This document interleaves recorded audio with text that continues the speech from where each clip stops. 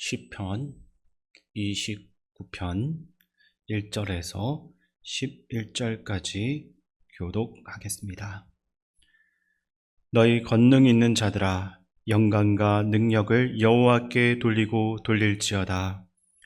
여호와께 그의 이름에 합당한 영광을 돌리며 거룩한 옷을 입고 여호와께 예배할지어다. 여호와의 소리가 물 위에 있도다. 영광의 하나님이 우레소리를 내시니 여호와는 많은 물 위에 계시도다.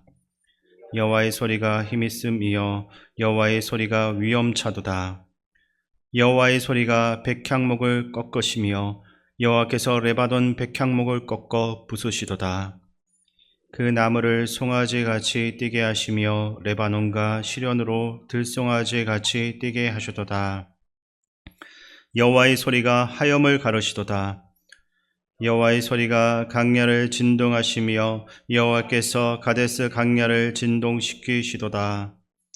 여호와의 소리가 암사슴을 낙태하게 하시고 살림을 맑게 벗기시니 그의 성전에서 그의 모든 것들이 말하기를 영광이라 하도다.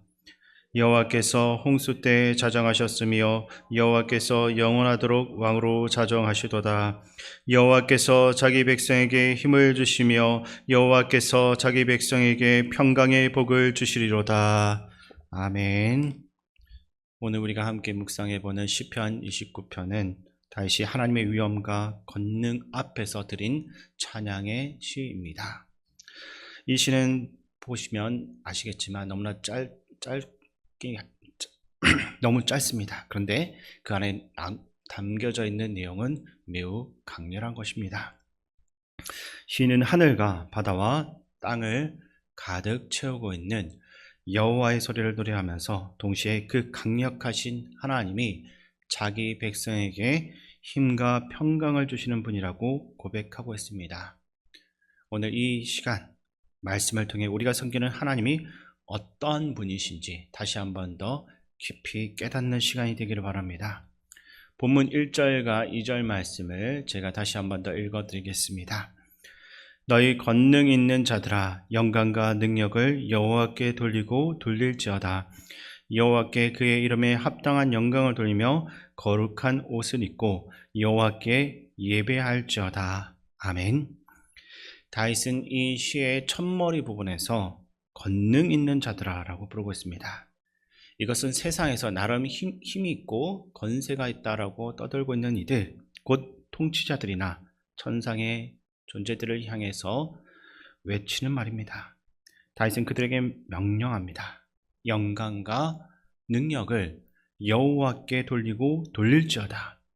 아무리 자기가 높은 자리에 있다 할지라도, 아무리 많은 것을 가지고 있다 할지라도 그가 마땅히 해야 할 일은 하나님께 영광을 올려드리는 일입니다.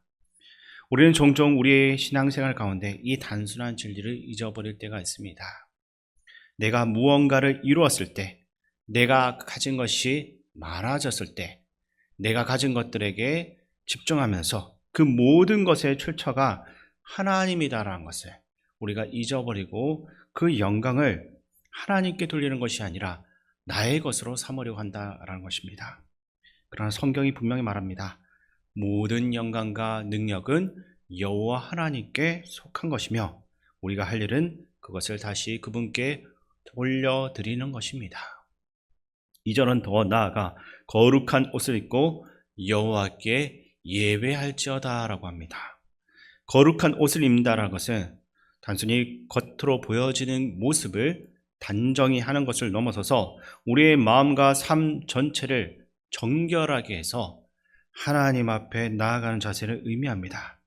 이 새벽에 우리가 잠을 이기고 어려움을 이기고 나온 것도 바로 그 예배자의 자리를 지키기 위함입니다. 오늘 하루도 우리의 삶의 모든 순간순간마다 하나님께 영광을 올려드리는 예배자로서 살아갈 수 있기를 바랍니다. 다윗은 이제 하나님의 권능을 여호와의 소리라는 표현으로 반복해서 노래하고 있습니다. 본문에서 여호와의 소리라는 표현이 여러 번 등장합니다. 구약시대에 이스라엘 백성들에게 하나님의 소리는 그분의 임재와 권능을 나타내는 강력한 소리라 할 수 있습니다. 3절은 여호와의 소리가 물 위에 있도다. 영광의 하나님이 우레소리를 내시니 여호와는 많은 물 위에 계시도다 라고 노래하고 있습니다. 강대한 바다와 폭풍의 천둥소리, 그 모든 것들 위에 하나님이 계시다라고 하는 것입니다. 5절과 6절에선 그 소리가 레바논의 백향목을 꺾고 산들을 송아지처럼 뛰게 한다라고 합니다. 백향목은 당시에 가장 강하고 견고한 나무로서 여겨졌습니다. 그러나 그 강한 나무도 하나님의 외치는 그 소리 앞에서는 꺾이고 부서질 수밖에 없습니다. 8절에선 그 소리가 가데스 강야, 곧 이스라엘 남쪽의 거친 들판까지도 진동시킨다라고 노래합니다. 북쪽의 레바논 산악지대로부터 남쪽의 강야까지, 바다로부터 육지까지 하나님의 소리가 미치지 않는 곳이 없다고 하는 것입니다. 이것은 그저 단순하게 자연현상에 대해서 묘사하는 것이 아닙니다. 하나님의 절대적인 주권을 노래하고 있습니다.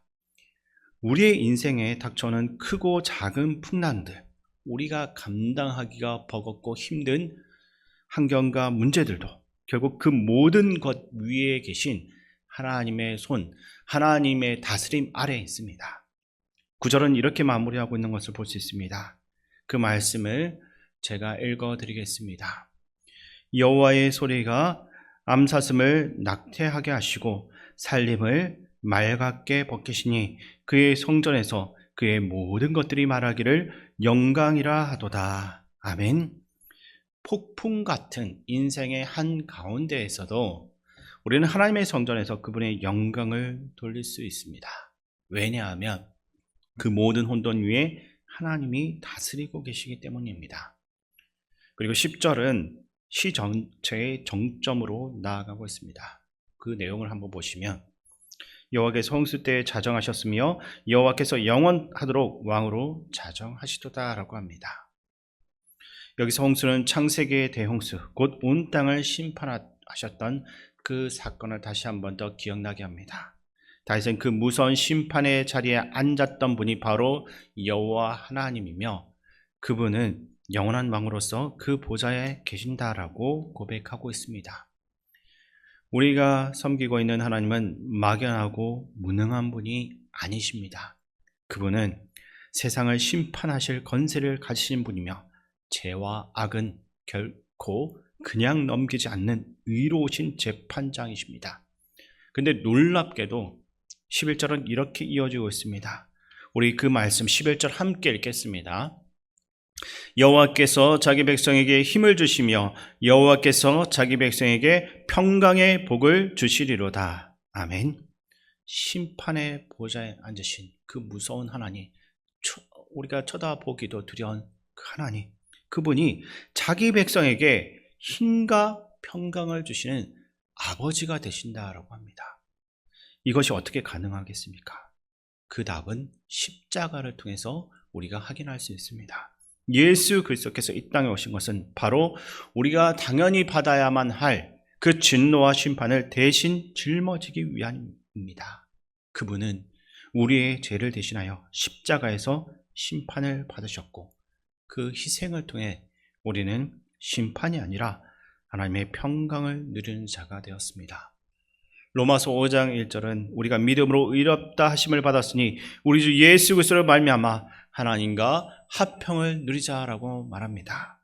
심판자이신 하나님이 우리에겐 평강의 왕이 되신다. 이것이 바로 복음입니다.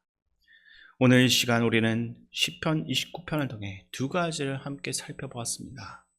첫 번째로 하나님은 온 세상을 다스리는 위엄과 권능의 하나님입니다. 바다와 산과 강야, 우리의 삶의 모든 영역들이 그분의 통제 아래, 그분의 손 안에 있습니다. 두 번째로 그 위대하신 하나님이 예수 그리스도 안에서 우리에게 참된 힘과 참된 평강을 주시는 아버지가 되십니다. 오늘 하루를 시작하면서 우리 앞에 어떤 풍랑과 문제가 기다리고 있던지 간에 그것이 하나님의 다스림 밖에 있지 않다라는 것을, 하나님께서 그 모든 것을 다스린다라는 것을 잊지 마시기 바랍니다. 그리고 그 크신 하나님이 오늘도 우리에게 힘을 주시고 평강을 주실 것이 평강을 주신다라는 것을 믿으면서 이 새벽의 시간에 받은 자리 그 은혜를 가지고 한 걸음씩 나아가는 저와 여러분 될 수 있기를 주님의 이름으로 축원드립니다. 거룩하시고 위엄에 충만하신 하나님 아버지, 심판의 보좌에 앉으신 주께서 예수 그리스도의 십자가로 우리에게 평강의 왕이 되어 주심을 감사드립니다.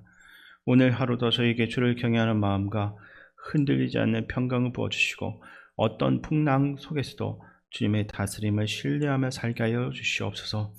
우리를 위해서 십자가에서 죄를 대신 지신 예수 그리스도의 이름으로 기도드립니다. 아멘.